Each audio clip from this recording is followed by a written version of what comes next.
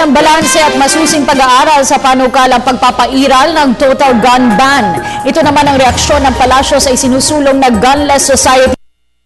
Ang ulat mula kay Rocky Ignacio live mula sa Malacanang. Rocky? Yes, maraming salamat, Cathy. Yan nga ang sinabi ng Malacanang na kailangan pa rin ang masusing pag-aaral sa panukalang gunless society o yung mahigpit na pag-iral ng gun control law. Tiniyak rin ng palasyo ang pagpapatupad ng mahigpit na o kampanya laban sa loose firearms at pagtiyak na walang halong politika ang law and order sa bansa. Malacanang na kailangan ng balanse at masusing pag-aaral hinggil sa panukalang total gun ban o mas mahigpit na pag-iral ng gun control. Nagsalita ang palasyo kaugnay sa pangamba na ilang sektor na hindi umano mabibigyan pansin ni Pangulo Aquino dahil isa umano sa pang-alis ng stress nito ang pagpunta sa firing range. Gate ni Deputy Presidential Spokesperson Abigail Varte, hindi dapat pangunahan at husgahan ang Pangulo dahil matagal nang napatunayan na mali ang ilan sa mga naging perception nila sa paniniwala ng Pangulo. First, let's not pigeonhole the President. Huwag po nating pangunahan yung Pangulo. In the past, marami pong nagsasabi na, si Pinoy, ito yung kasi tingin natin ganito yung preference niya. But it is, allow me to say that the President has defied perception so many times in the past.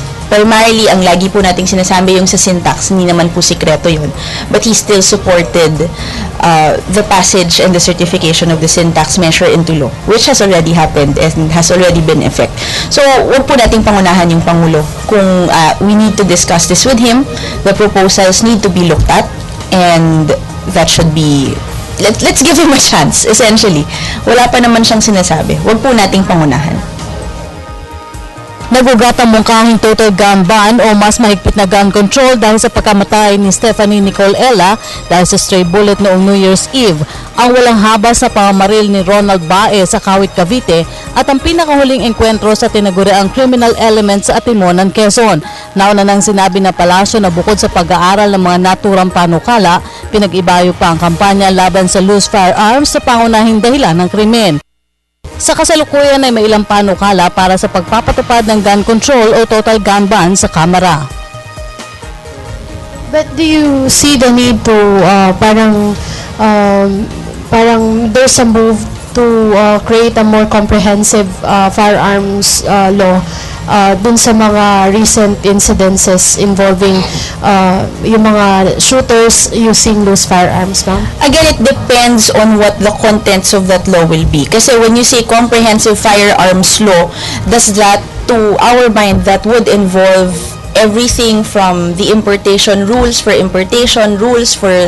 procurement, for requirements, etc. So we will have to see what is in that proposal for a comprehensive firearms law.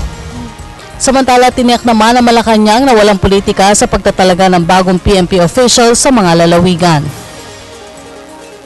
Saturday, we do not politicize law and order, the issue of law and order.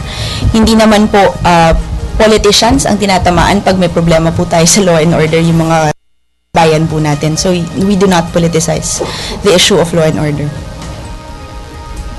At yan po muna ang ating pag-uulat mula dito sa Malacanang. Sa tulong ng RTVM, ako po si Rocky Ignacio para sa Telebisyon ng Bayan.